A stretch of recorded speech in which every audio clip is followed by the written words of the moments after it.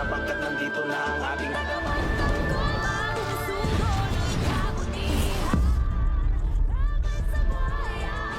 Nakakatakot pa na yung magalit si Don Julio at si Don Ramon. Kuwang-kuwa nila yung galit ni Tanggol. May punto naman si Tanggol eh. Siguradong maraming papahamak pag pinagpatuloy nila yung pagbebenta ng droga. May punto rin si Don Ramon. Reputasyon ng mga Montenegro ang pababagsakin ni Tanggol. Hindi ka ba natatakot na balikan tayo ni Pilar at ng mga Guerrero? Storya ng pagbabago at nakita ko yun sa apo mo. Kung nagawa niya tumindig para sa ating mga taga-Maynila, kailangan natin tumindig para sa kanya. Salamat sa pagtitiwala mo kay Tanggol. Sana makatulong yung pagdarasal natin para sa kanya. At kung sakaling manalo siya, magkakaroon ng tunay na pagbabago dito sa bayan natin. Father. Sigurado po. Si Tanggol. Pag nanalo si Tanggol ng eleksyon na to, gaganti siya sa akin. I can't let that happen. At si Tanggol ay nakaupo bilang mayor. Bawal ang tamad! Bawal ang walang trabaho dito sa Maynila!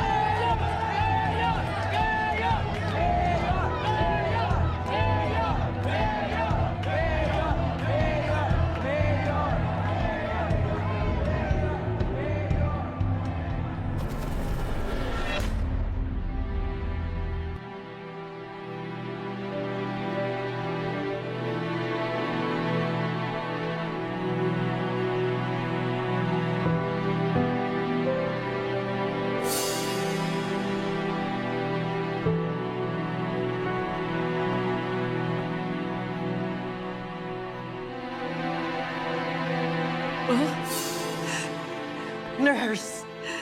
Nurse!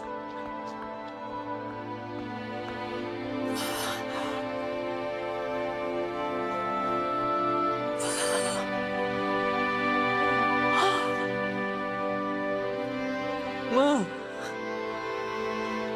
Salamat nagising ka. Ma! Mama! Mama!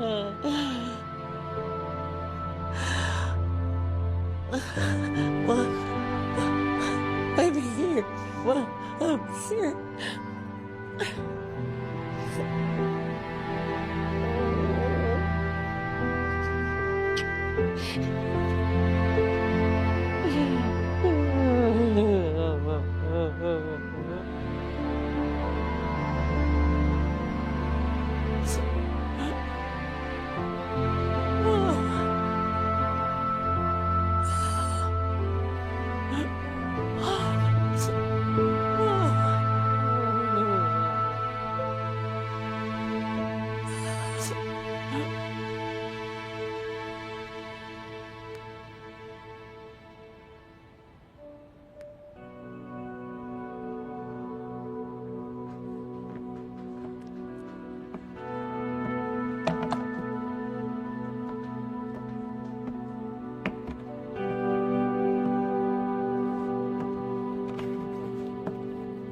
May problema ba?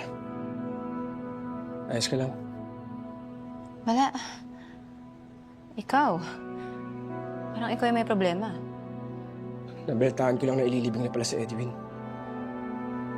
Sana, kasabay na mailibing yung sikretong aking pumatay sa kanya. Ano ba nangyari dun sa pagdalaw mo kagabi sa burol? Ang alam nila, si Kuya Tanggol ang may kasalanan. Really? They were safe.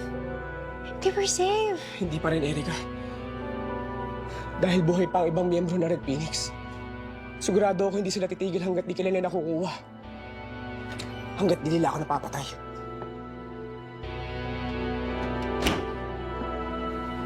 Tay, Ano pinag-uusapan niyo?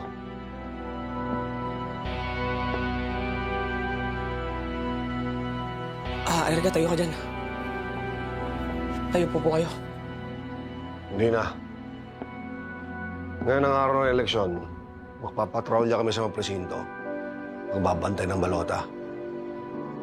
Agabihin na ako sa pag-uwi. Sige po tayo, mag-iingat po kayo. Kami na po ni Erica bahala dito sa bahay. Right. Eleksyon na nga pala ngayon, no? Honestly, kahit tumatakbo yung kuya ko, I don't want him to win. Sana yung kuya mo na lang manalo, Santino. Just to piss off my family even more. Isang malaking katangahan kapag si Tanggol ang manalo. Kapag nangyari yon, sigurado may pandarayang nangyari. Kahit sino nang manalo sa dalawang yun eh. Pare-pareho lang sila. Erika, pwede bang iwan mo muna kami ni Santino? May pag-uusapan lang kami. Dahil mo yung kape mo.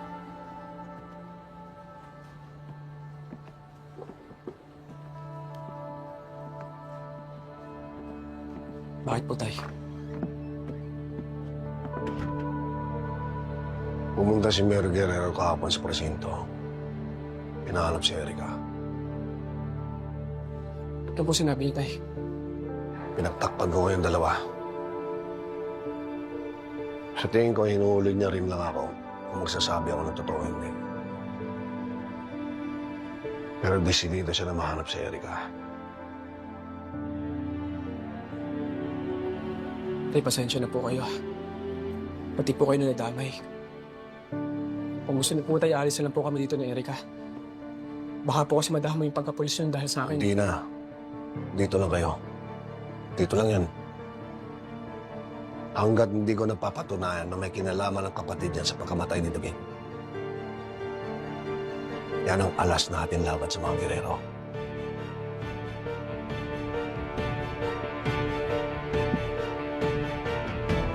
Mauna na ako, ha? Huwag mo kalimutan ang bilin ko. Ha?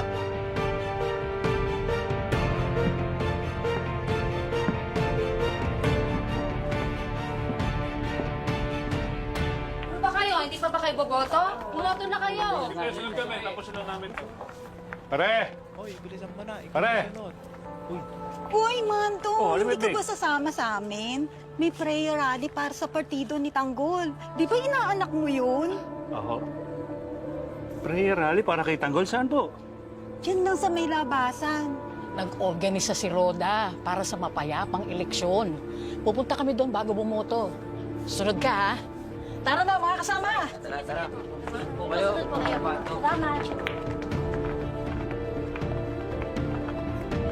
Pare, Tara, dito! Sama kayo mga kasama! pare, pare!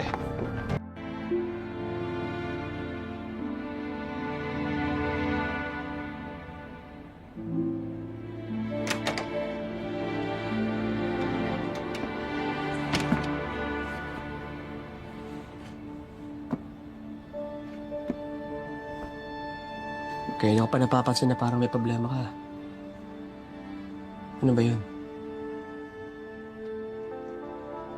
Delete ako eh. Ano? Anong dalid? Di pa ako nagkaka-menstruation. Ano? Hindi kaya dahil yan sa stress, kaya... Anong stress? Regular yung cycle ko. Tapos sa tracker ko, 1 linggo na akong late. Erika, buntis ka? Hindi ko alam. Kaya kailangan nating alamin eh. Ano? Ikaw ba natataranta dyan? Dapat ako yung natataranta, hindi naman ikaw eh. Ano?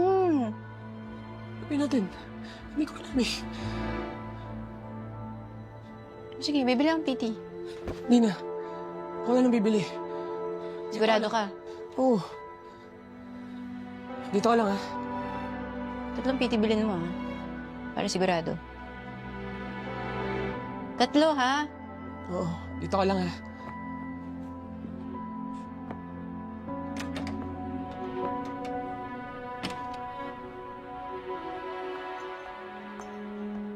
Roberto, kailangan manalo ni Miguelito.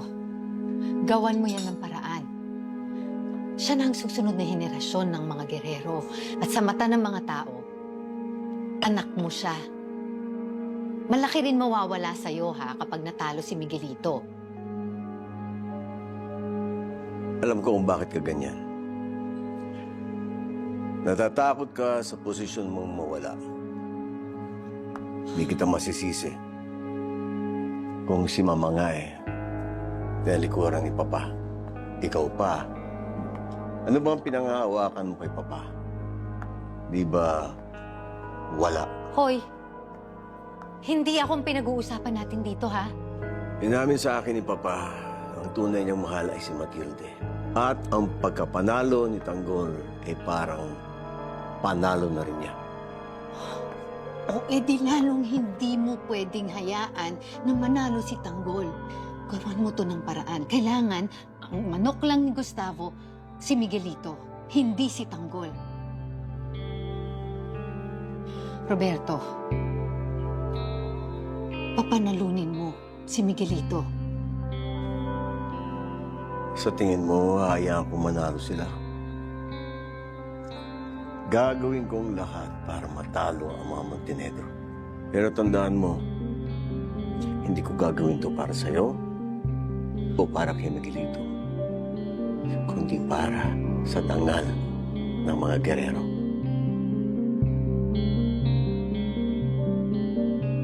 Her vital signs are stable, but she still needs to stay in the hospital so we can monitor her condition and ensure that her wounds will be healed properly. Thank you, Doc. Excuse me, Vice Mayor. Nurse?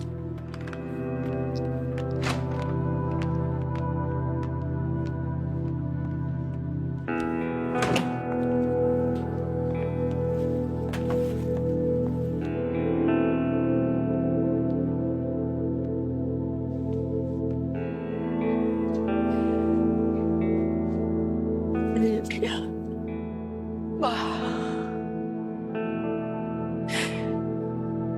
Akala ko hindi na kita aabutan. Hindi mo alam kung anong klaseng takot ang naramdaman ko habang hinahanap kita. Buti dumating ako doon. Hindi ko mapapatawad ang sarili ko kung may nangyari sa inyo. Nak, hindi ako ganun kadaling hintayin. Sino ba bumaril sa inyo?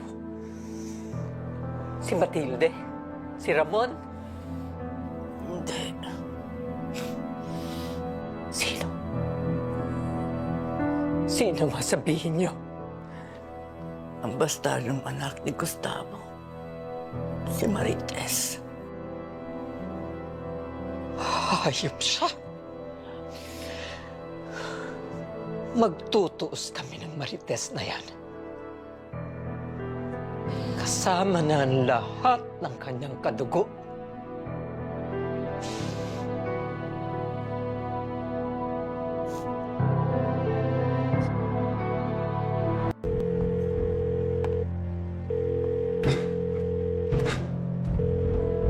Mayor! Naku, pasensya na. Talagang mailap itong si Santino. Pero huwag kayong mag-alala, Mayor. Gumagalaw naman lahat ng mga tauhan ko para mahuli natin itong si Santino. Lucio, may mas mahalaga akong papagawa sa'yo. Mag-ikot kayo. Idamay mo na pati Quiapo.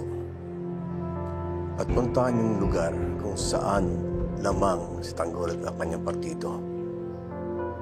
Gawan niyo ng paraan para hindi makaboto ang mga botante niya. Areglado, Mayor. Areglado. Mayor, wala ba tayo diyang padulas? Kulang pa ba yung pinadala ko? Baka sakali lang, Mayor. Hindi naman tumitigil kami sa paghanap sa anak ninyo. Lucio, itong pinapangako ko. Kapag nanalo si Miguelito bilang mayor, sa'yo ko pahawakan ng pera. Pasok mo na kung gusto mo ipasok. Yan ang maganda, Mayor. Maraming salamat. Maraming salamat. Hindi ka namin bibiguin.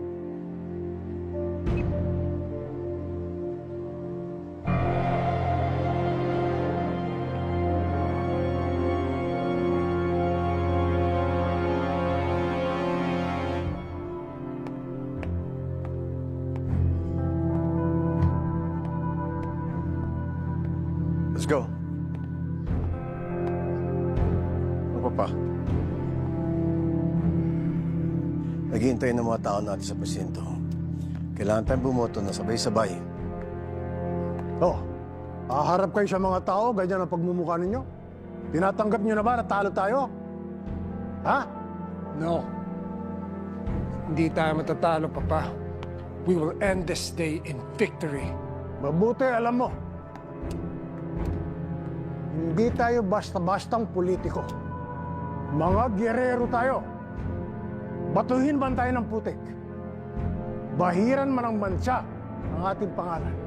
Hindi tayo titiklop. Atin ang Maynila. Hindi mapupunta sa iba. Kaya isang tabi niyo muna yung away at yung gulo na yan. Ang importante makita ng mga tao na tayo'y nagkakaisa. Haharap tayo sa mga tao at makikita nila na mga namumuno sa kanila ay makapangyarihan. Walang kahit sino ang gigiba sa atin. Kaya na!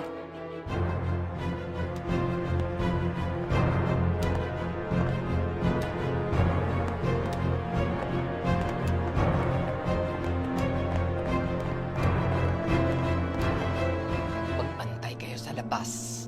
Opo, madam. Yan na.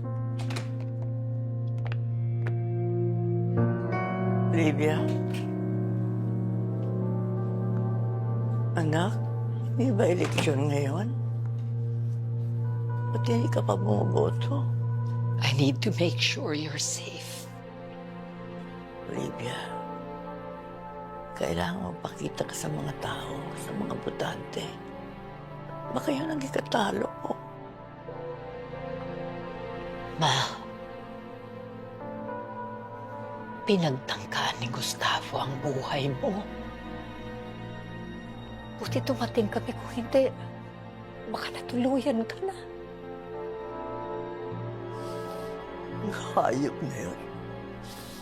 Halimaw talaga. Pagkatapos ng lahat ng ginawa ko sa kanya. Baka walang yan.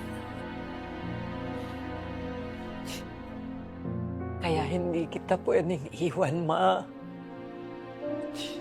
Olivia, makinig ka sa akin. Kailangan makita ka ng taong bayan. Hindi ako aalis dito sa tabi mo. Anak, dapat manalo ka.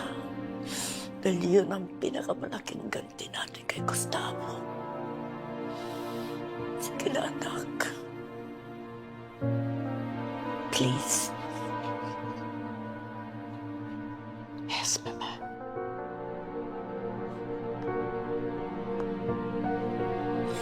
Mag-ingat ka, anak.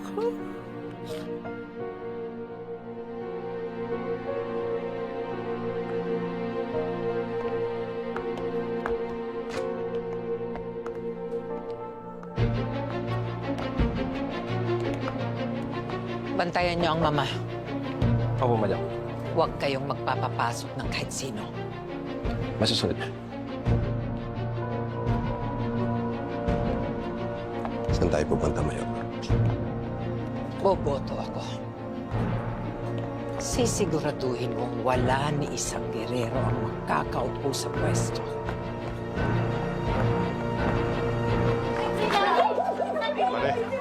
Pare, simula ng gulo. Hindi ako papayag na magtitipon-tipon mga tao para kay Tanggol. Lalo na dito sa San Dimas. Pare, karapatan nila yun. Karapatan? Wala silang karapatan para suportahan ang demonyo kriminal na yun. Pare, pag-umulos dili ka, pare. Nakali ka na, pumunta na tayo, pumunta tayo sa presinto Oh, ganun, Diyos. Maraming salamat po, Padre. Anggol, manalig ka. Gagabayan ng Panginoon ang pag-iisip ng mga tao at ang eleksyon na to. Alam mo, araw-araw pinagdarasal ko na ikaw ang manalong mayor ng Manila. Sana nga po, lumabas ang totoong saloobin ng mga tao. 60% ka. 40% lang si Miguelito sa survey. Ikaw ang napupusuan ng mga tao. Sawan-sawa ng mga tao sa bulok na sistema ng mga gerero. Kaya ngayon pa lang, Congratulations, Mayor Tanggol. Maraming salamat po, Father. Sana po magdilang anghel kayo. Sige, mauna na ako at mayroon pa akong isa eh. Mag-ingat po kayo. Ingat ka. Hoy, Tanggol! Tanggol, halika na dali. Pupunta na tayo sa presinto. Mamoto na tayo mga... Halika kayo dali. Halika. Tanggol, ang ganda ng mga sinabi mo para sa tao. Kumahanga ako sa'yo, Tanggol. Siyempre, namahanap po ko yan. Oh, halika na, Tanggol. Pupunta na tayo ng presinto. Tara na. Halika na. Hoy! Ay! Ano yan? Si Rigor!